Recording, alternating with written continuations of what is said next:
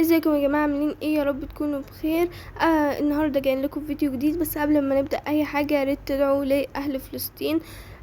ربنا يصبرهم وينصرهم ويرحم موتاهم يا رب.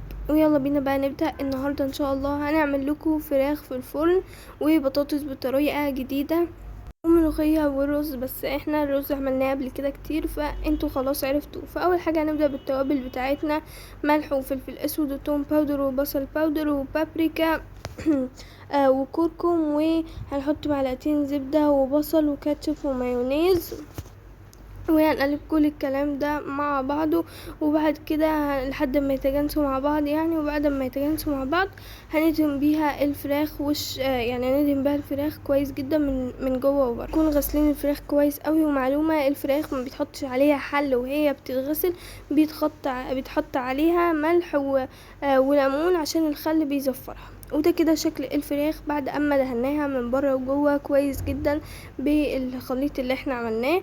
ويلا بينا بقى دلوقتي نعمل البطاطس. في اول حاجة هنحتاج البطاطس، هنقطعها دوائر كده، ولا صغيرة قوي ولا كبيرة قوي. وهنحتاج بصلة متقطعة شرايح وعصير طماطم وعليه معلقة صلصة. فيا جماعة اول حاجة هنجيب صينية وهنحطها على النار، وهنحط عليها معلقتين سمنة بلدي وفصين توم، وهنفضل نقلبهم كده لحد ما يتشوحوا شوية. وبعد كده هنبتدي ننزل عليهم ببصل شرايح، وبرضو هنفضل مستنيين على البصل ده لحد اما يتشوح مش يتحمر، يعني عشان يتحمر هياخد لون، احنا عايزينه بس يتشوح. وهنحط عليه بقى التوابل اللي هي ملح وفلفل اسود وبصل باودر وتوم باودر وبابريكا، وهنقعد نقلبه كده. وبعد اما يتقلب خالص ويتشوح هننزل عليه بعصير الطماطم بتاعنا.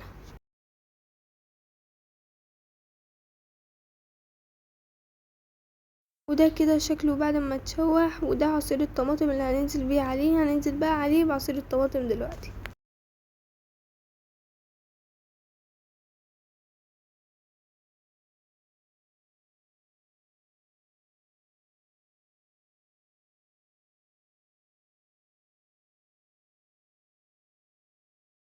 وهنحط عصير الطماطم على النار كده لحد اما يغلي شوية. وده كده شكله بعد اما غلي. هننزل عليه بقى بالبطاطس واحدة واحدة كده، هنرصها كأن مفيش عندنا بصل.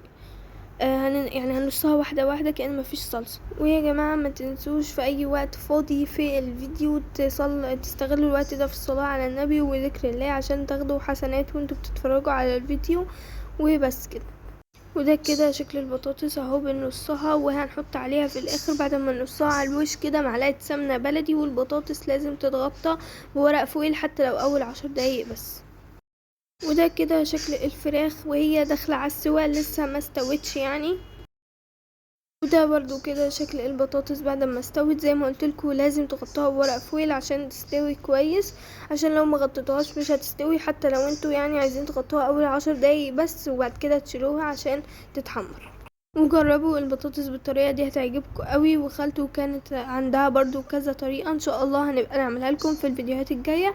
بس جربوا الطريقه دي، وان شاء الله حتى لو جربتوها اكتبوا لنا رايكم فيها. ويلا بينا بقى نروح دلوقتي نعمل الملوخيه.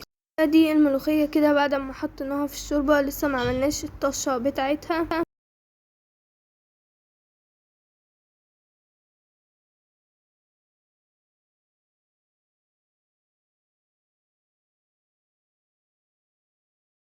يلا بينا نعمل الطشة. هنحط عشان نعمل الطشة معلقتين سمنة بلدي ومعلقة توم مهروس ومعلقة كزبرة ناشفة. وبعد كده هنقلب كل الكلام ده مع بعضه لحد اما يوصل لدرجة الجلد اللي احنا هنوريها لكم دلوقتي.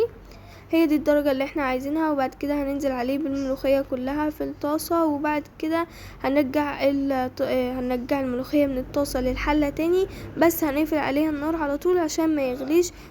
وبرضو ما ينفعش نغطي الملوخية عشان ما تسقطش وتسود. وده يا جماعة كده شكل الاكل النهائي بعد ما خلصنا كل حاجة، وطعمه بجد كان تحفة. ويا جماعة ده المخلل اللي احنا عملناه معاكم في القناة برضو.